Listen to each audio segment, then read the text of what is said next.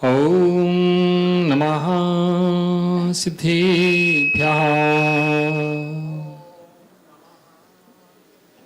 ॐ नमः सिद्धेभ्यः।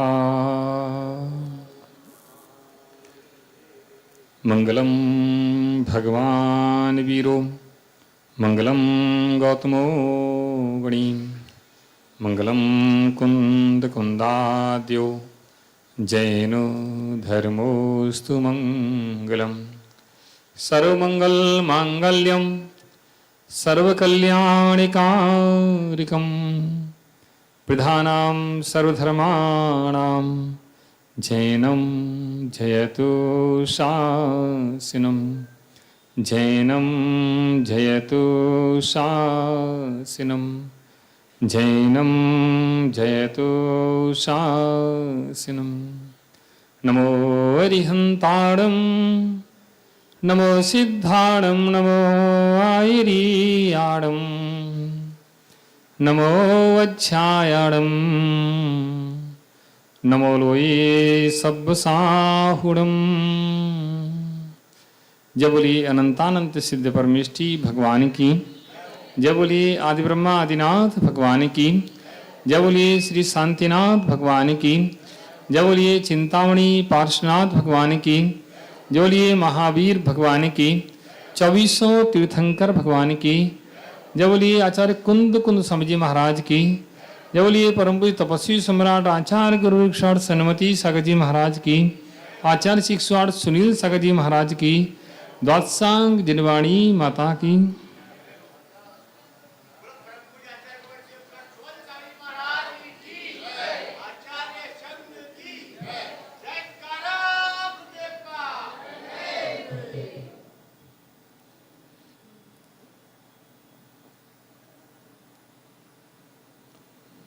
क्या मुख्य और क्या गुण? पदार्थों में, द्रव्यों में, या कथन शैली से कहें, कोई मुख्य होता है, कोई गौण होता है। अभाव संसार में किसी वस्तु का ना था, ना है, ना होगा। अभाव किसी वस्तु का ना था, ना है, ना होगा।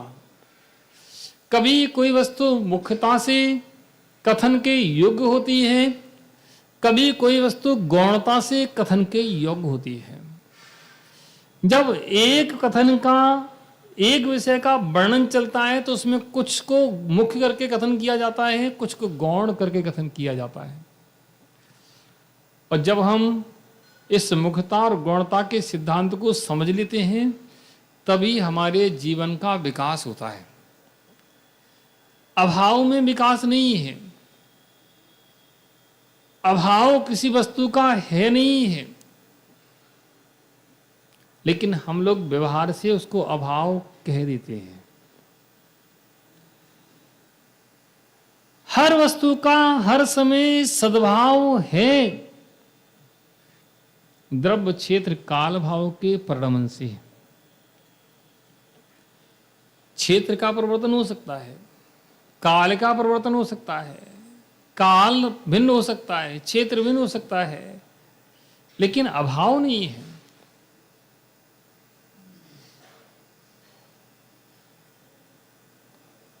क्या नाम? रितेश।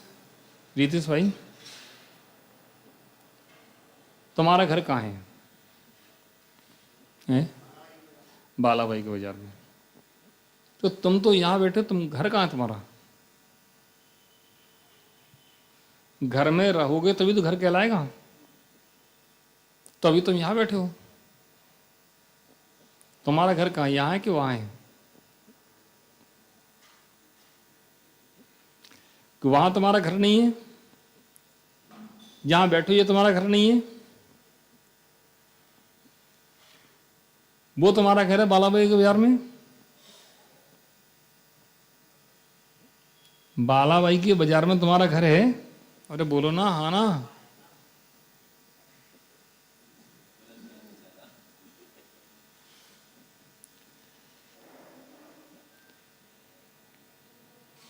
जिस समय घर में रहोगे तभी तो घर तुम्हारा कहलाएगा। एक घर तुमने लिया, जब ग्वालियर में आए तो सबसे पहले किराए का मकान लिया,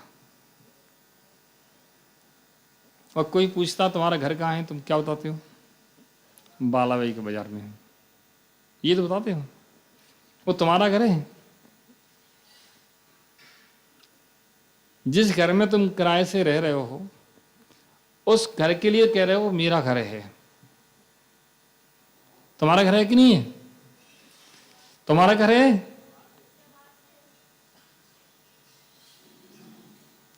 तुम्हारा घर नहीं है? ओ। कथन की मुख्यता और कथन की गौणता। हमसे कोई पूछेगा कि भाई तुम्हारा घर कहाँ है, उस पूछने वाले का अभिप्राय हम जानेंगे, क्यों पूछ रहा है। उस अभिप्राय के अनुसार ही हम उसको उत्तर देंगे। किसी सामान्य व्यक्ति ने पूछा कि भाई तुम्हारा घर कहाँ है, हमारा घर तो बालाभाई के बाजार में है।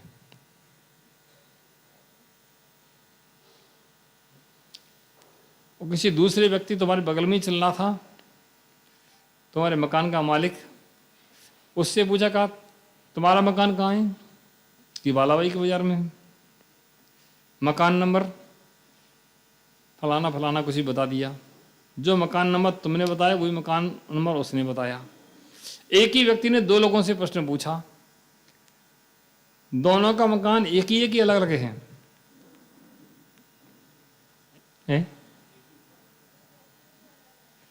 है? एक भी है, एक ही है, लेकिन फिर भी अलग अलग है। उस मकान का मालिक उसमें रहता नहीं है, पर मकान तो उसका है, लेकिन उस मकान का मालिक उसमें रहता नहीं है, इसलिए उसका मकान नहीं है। किसका मकान है? तुम्हारा। तुम्हारा मकान, तुम उसमें रह रहे हो, लेकिन वास्तव में तुम्हारा नहीं है। तुम्हारी धारणा में बैठा कि वास्तव में ये मेरा नहीं है। बस यही सिद्धांत सारी दुनिया का है, यही सिद्धांत है। जिस वस्तु को जिस अपेक्षा से कथन किया जा रहा है, उस अपेक्षा से ही जब उसको हम समझते हैं तब तो कथन का आशय सही समझ में आता है। अब पूछते हैं, प्रवीण जी तुम्हारा मकान कहाँ है? भिंड में, बजरिया में, पोस्ट ऑफिस के सामने, द्वारका पेड़ा वाले के सामने, है ना? प्रवीण जी वो मकान तुम्हारा है?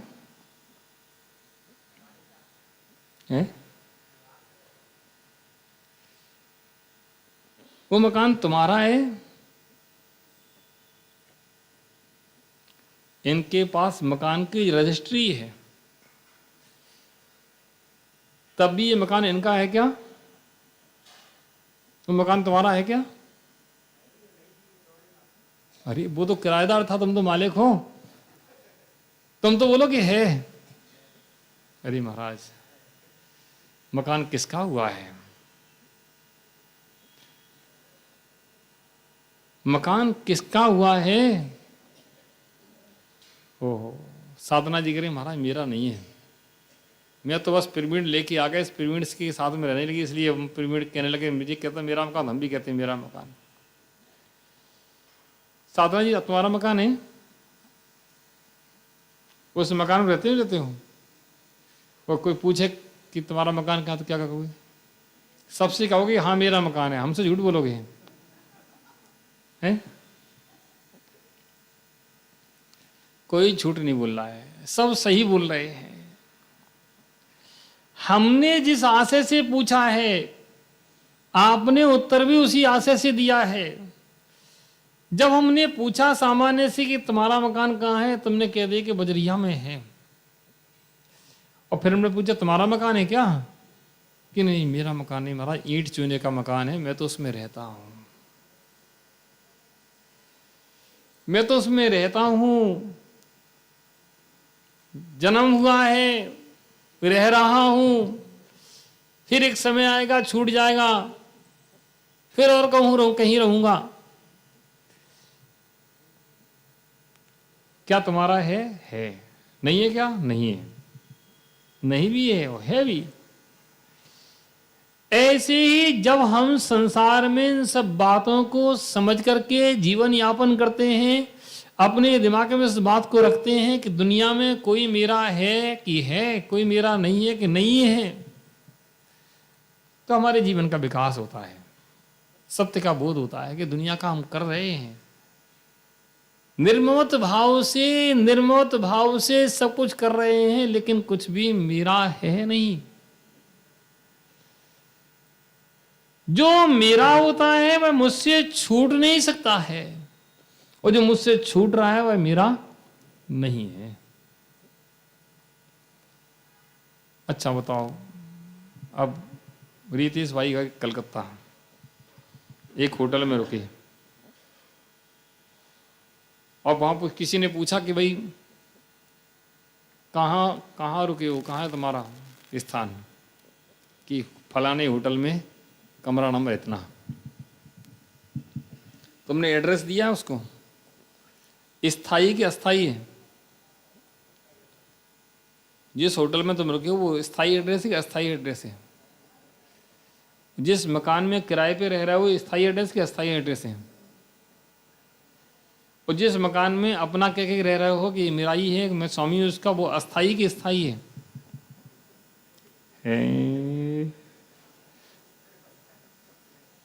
बड़ा मुश्किल है। बस इतना कहो, वो 4 दिन के लिए स्थायी था, और वो कुछ साल के लिए स्थायी था, और ये जीवन के लिए स्थायी है, बाकी स्थायी कुछ नहीं है।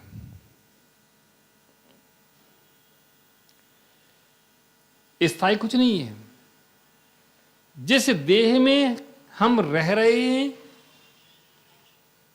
जिस देह में हम रह रहे हैं, वह देह तुम्हारी की दूसरे की है?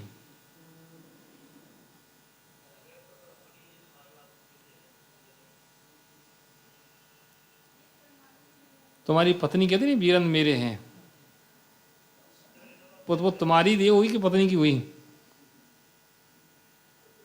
बताओ। बड़ी संसार की विचित्रता है।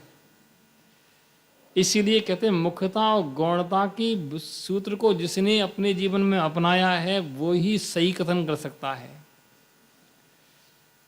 इस देह में हम रह रहे हैं, ये हमारे कर्मानुसार हमें मिली है, इसलिए इस देह को हम व्यवहार से अपना कह रहे हैं, लेकिन निश्चय से ये देह भी मेरी नहीं है, देह से जुड़े लोग भी मेरे नहीं है, देह से जुड़ी संपत्ति भी मेरी नहीं है।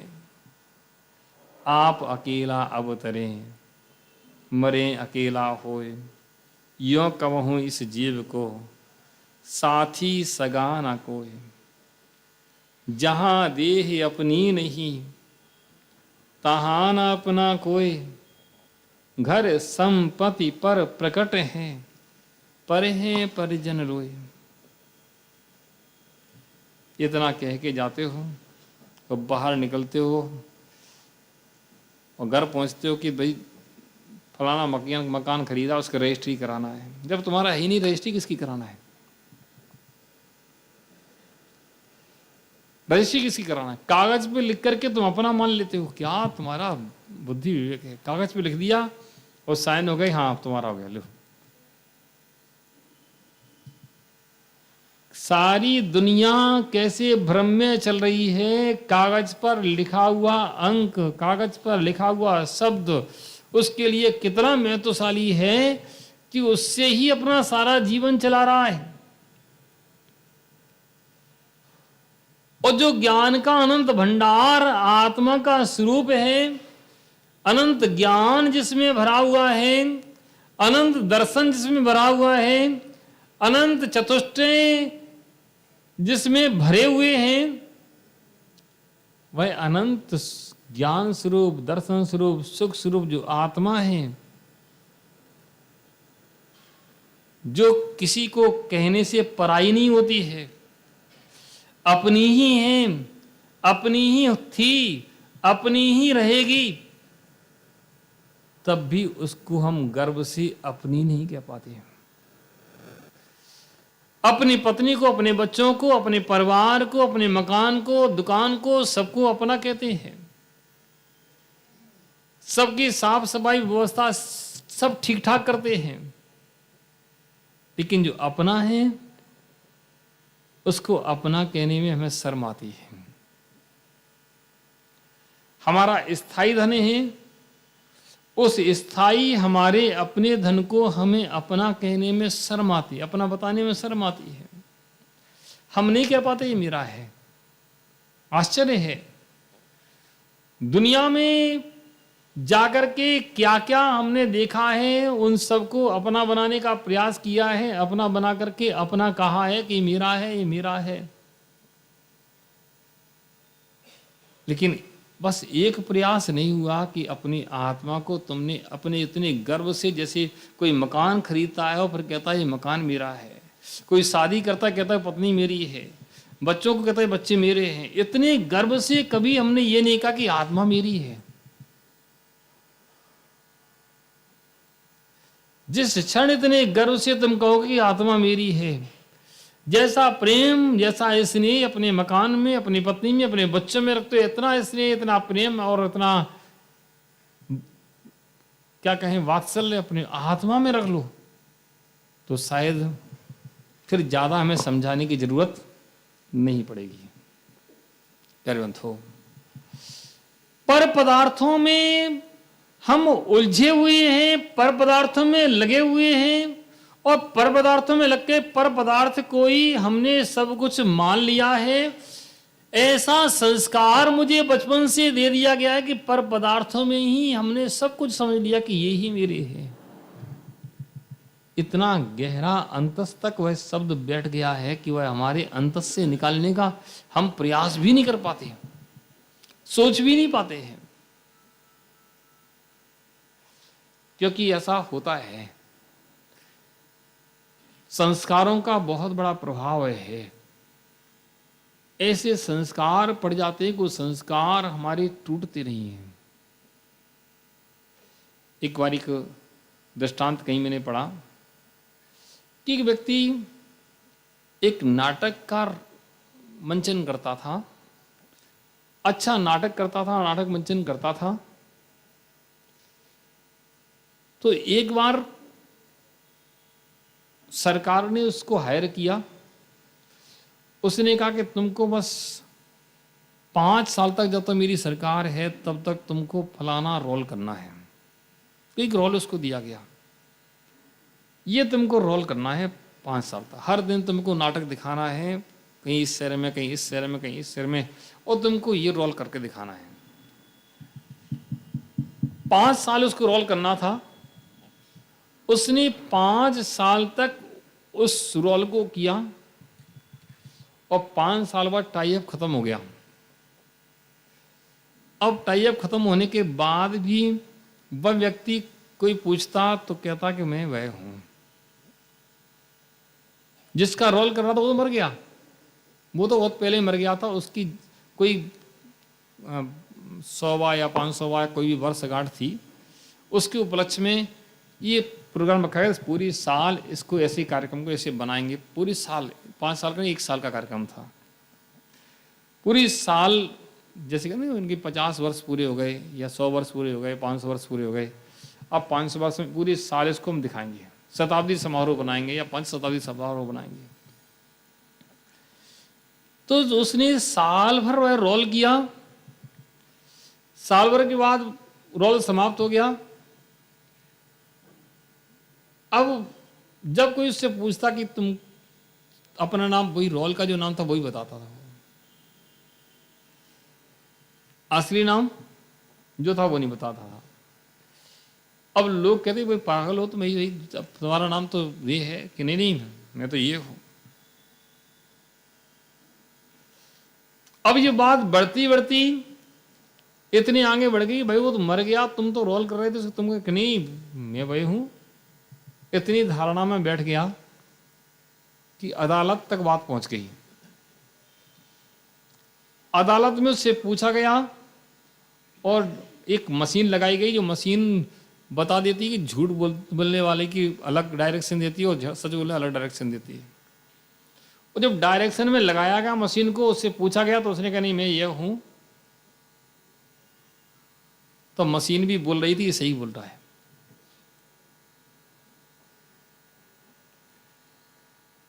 क्यों?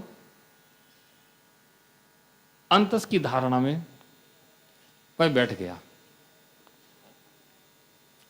जब अंतस की धारणा में कोई चीज बैठ जाती है तो इसको निकालना बहुत मुश्किल होता है, बहुत कठिन होता है।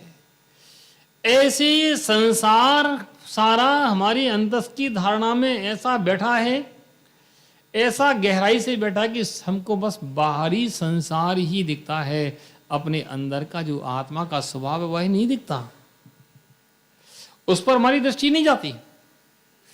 बाहरी वस्तुओं पर दृष्टि जाती है और बाहरी वस्तुओं को ही हम अपना कहते हैं, अपना मानते हैं और उसी को सब कुछ बताने का प्रयास करते हैं, उसी से अपनी पहचान बनाते हैं, उसी को पहचान में आके रखते हैं। ओ प्यारे बंधुओं, चिंतन करो, चिंतन करो गहराई से, किस पर्याय से जाने के बाद तुम क्या हो।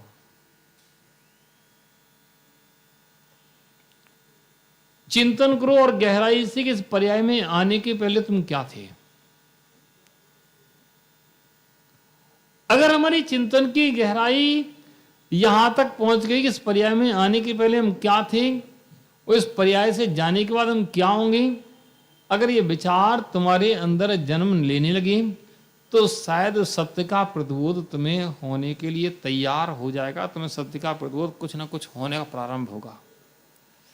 लेकिन तुमने विचार नहीं किया, तुमने कुछ सोचा नहीं, कुछ विचार नहीं किया, तुमने चिंतन में लाया ही नहीं, तो क्या होगा? क्या उपलब्धि होगी? शायद नहीं होगी। कभी बाहरी पदार्थों को गौण करना पड़ता है, कभी अंतस के पदार्थ को गौण करना पड़ता है, लेकिन अभाव किसी का नहीं करना पड़ता।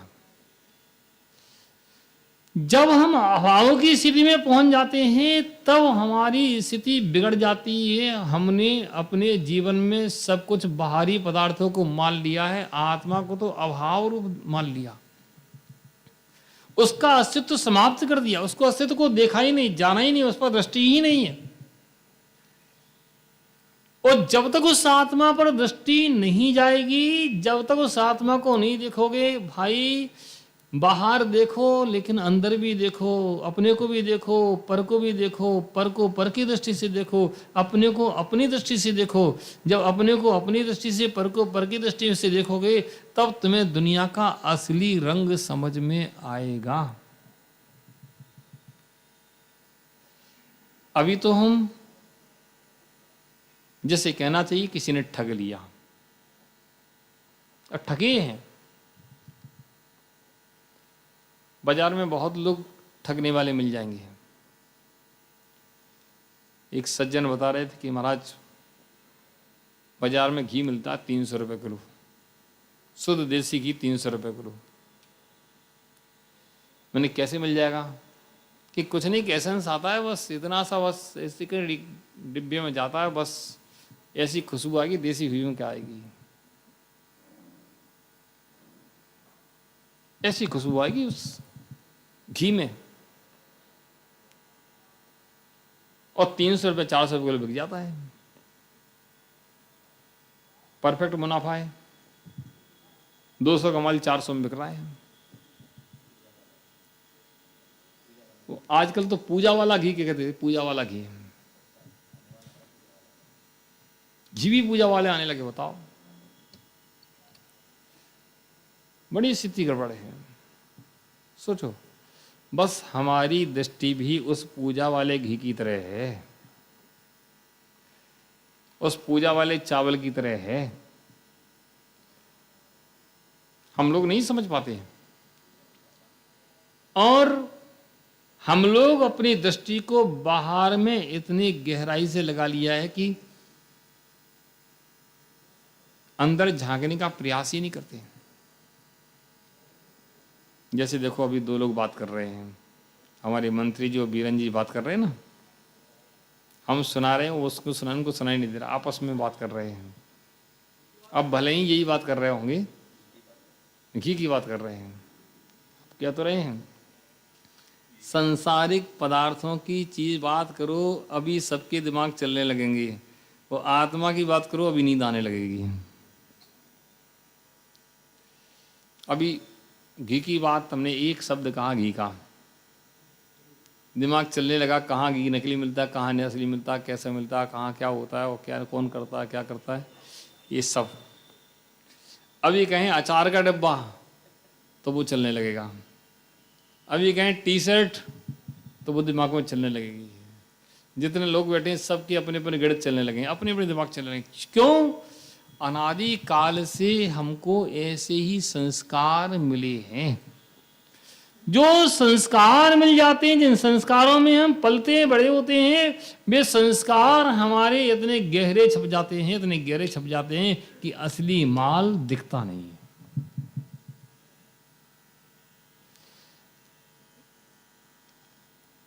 असली माल नहीं दिखता है, और असली माल जब तक नहीं देखोगे तब तक तुम्हें उपलब्धि नहीं होगी।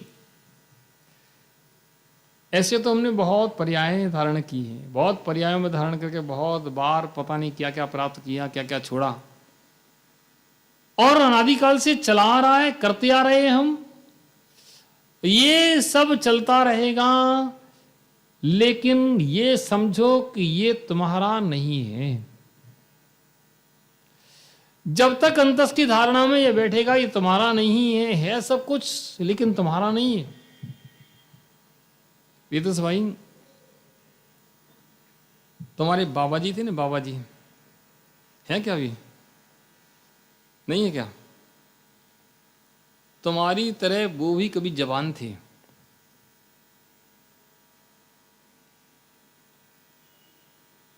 पूछना पापा से वो जवान थे कि नहीं। जब तुम्हारे पापा छोटे होंगे 8-10 साल के, तब उनकी जवानी देखी होगी उनने, और देखते देखते वो बूढ़े हो गए और चले गए। तुम्हारे पापा हैं, तुमने छोटे में देखा होगा, बड़े में अब देखा, धीरे धीरे वो भी अवस्था को प्राप्त होंगे, है कि नहीं है? अभी नहीं है।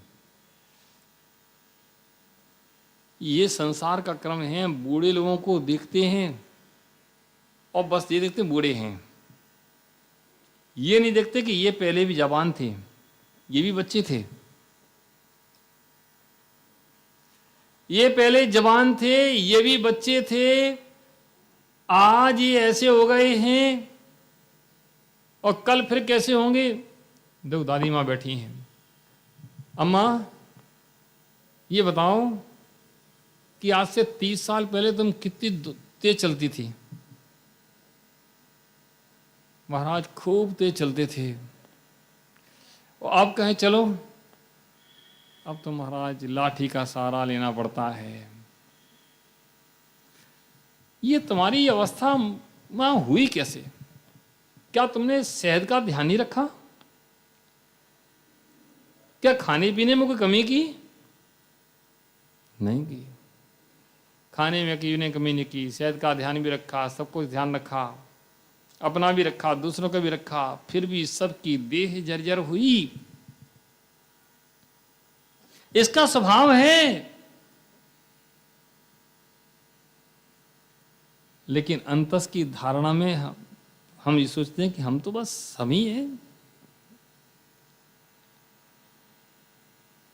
एक बार की एक बात बताएं, बहुत पहले की बात है कि एक हम लोग जब घर में थे तो दुकान खोल रहे थे, तो पड़ोस में पड़ोसी थे, वो एक स्टूल हमारा दुकान से उठा के अपनी दुकान में ले गए थे। कोई का सामान रखना होगा, उठाना रखना होगा। तो उसको ज़रूरत पड़ी हमें, तो हम गए उनकी दुकान पे बगल में कोई स्टूल लेने के लिए गए। तो उस स्टूल पर कोई ग्राहक बैठा था, कोई लेडीज़ बैठी थी, गांव की लेडीज़ थी। तो हमसे मुंह से निकला कि अम्मा जी उठना, और वो लेडीज़ उठ गई और स्टूल मैंने उठाया और चले आए। देखा तो वो तो अभी शादी होके आई थी, जवान लड़की थी। हमने कह दी अम्मा। अब उसने गौर से पीछे मुड़ के देखा, मैं समझ गया मामला गड़बड़ हो गया। मैंने स्टूल वहीं रखा और मैं दुकान छोड़ के चला गया। यानी अभी बात खराब हो जाएगी, अभी तो किसको, क्यों? उस जवानी में अम्मा शब्द किसी को पसंद नहीं आता।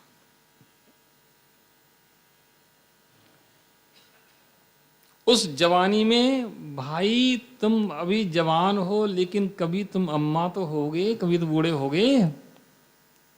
स्वीकार क्यों नहीं कर पाते हो?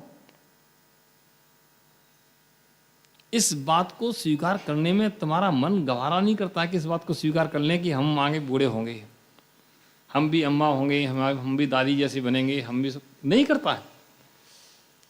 बन जाते हैं, उसके बाद कहते हैं ये क्या हो गया, जो टायर पंचर हो गया। तो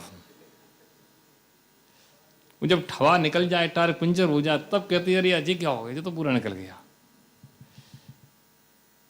पंडित जी टायर पंचर नहीं हो जाए, उसके पहले, हाँ कड़वा सच है, कड़वा सच है।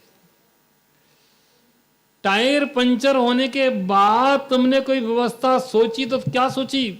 वो पंचर नहीं तो बस्ट ही होता, उसकी रिपेयरिंग नहीं होती उसकी। वो किसकी रिपेयरिंग हो जाए, इसकी रिपेयरिंग नहीं होती, जो तो बस गया काम। जितना चल रहा है चला लो, ये तो खराब ही होना है। दिन प्रतिदिन उसको जितना ट्रीटमेंट करोगे, ट्रीटमेंट करते रहना, चलता रहेगा। बस तुम कहो कि पहले जैसा हो जाए, वो नहीं होगा। लेकिन धारणा में ये बात रख के बैठो कि भाई अभी मैं भले ही जवान हूं, भले ही मेरे हाथ पैर चल रहे हैं, लेकिन ऐसा दिन भी आएगा कि हाथ पैर मेरे चलना बंद होंगे। तब हम क्या करेंगे? अभी तो बूढ़े लोगों को देखता, दादाजी चल तुम तो बैठे रहो, कहीं आना जाना नहीं, तुम्हारे हाथ पैर नहीं चलते हैं, गिर गिरा जाओगे, और चले गए। अरे तुम्हारी जैसी जाने की इच्छा होती है, ऐसी उसकी भी जाने की इच्छा होती है कि हम भी थोड़ी घुमाएं, कभी यहां चले जाएं। लेकिन अब इच्छा करने से कुछ नहीं होता है। प्यारे बंधुओं, इसलिए सत्य का प्रतिबोध करो, सत्य को जानो, सत्य को समझो। भले ही जो सामने अभी नहीं दिख रहा, लेकिन वह भी है, उसका अभाव नहीं है। तुम्हारी वृद्धावस्था भी नहीं दिख रही, लेकिन वह भी है, उसका अभाव नहीं है। अभी गौण है, वह भी प्रकट होगी। तुम्हारी जवानी दिख रही है, ये भी अभी दिख रही है, ये भी पीछे हट जाएगी। संसार का स्वरूप है, ऐसे संसार चलता रहता है। बस बुद्धिमान जो होते हैं सत्य स्वरूप का प्रतिबोध करते हैं और अपने आत्मा को निहारने का प्रयास करते हैं, अपने आत्मा को जानने का प्रयास करते हैं, और प्रयास करके अपने जीवन को महामंगलमय बनाते हैं। जो नहीं जानते, नहीं प्रयास करते, वह भवांतर में इसी तरह भ्रमण करते रहते हैं। अभी कपड़ा बेच रहे हो, किराना बेच रहे हो, फिर कुछ बेचोगे, फिर कुछ बेचोगे, उसके बाद फिर कुछ बेचोगे, कहीं पहुंच जाओगे कहीं तो बस यहाँ वहाँ मुँह मारोगे। मतलब मुँह मारने से मतलब कहीं त्रिंज पर्याय में पहुंच गए तो क्या करोगे? यहाँ मुँह मारोगे, जैसे तैसे पेट भरोगे। देव पर्याय में पहुंच गए, वहां कंठ से अमृत झड़ जाएगा, तृप्ति हो जाएगी, पुण्य का उदय तुम्हारे। नरक में पहुंच गए, दाना भी खाने को नहीं मिलेगा। ऐसी इस पर्याय में भ्रमण कर चलता रहता है। भाई ये सब पर्याय तुम्हारी हैं, तुम्हारी ही है, किसी दूसरे की नहीं है। वर्तमान में उनका अभाव है, लेकिन कभी सद्भाव भी उसका हो सकता है। वर्तमान में अभाव नहीं करना, गौण है, लेकिन कभी वह पर्याय फिर मिल सकती हैं। इसलिए सावधान होकर जीवन जियो, सावधान होकर जीवन जियो, ऐसे सावधान होकर जियो, उस जीवन में सावधानी से तुम जीवन चलोगे तो तुम्हारे जीवन का विकास होगा, तुम्हारा जीवन महामंगल में बन जाएगा। अन्यथा बहुत लोग आते हैं, संसार में रहते हैं, जीते हैं और चले जाते हैं। पैर बंधो, जीवन को मंगल में बनाएं। वो छोटा सा जीवन है, 60, 70, 80 के ऊपर तो शायद ही कोई जाता हो, गिनती के लोग हैं जाते हैं, बाकी 50, 60, 70 में काम निबट जाता है। अब सोच लो कितने कितने साल के हो गए, कितना जीवन बचा है, उस जीवन को कैसे निकालना है, कैसे व्यवस्थित तरीके से अपने जीवन चलाना है। ऐसा जीवन चलाओ कि तुम्हारा जीवन तुम्हारे लिए और दूसरों भी आदर्श बने। मंत्री जी सुने नहीं सुनना, कितने साल के हो गए, कितने साल के हो गए?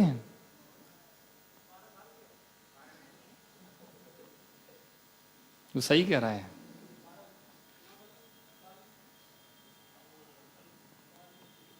वो सही कह रहा है, वो समझदार है, ज्ञानी जीव है।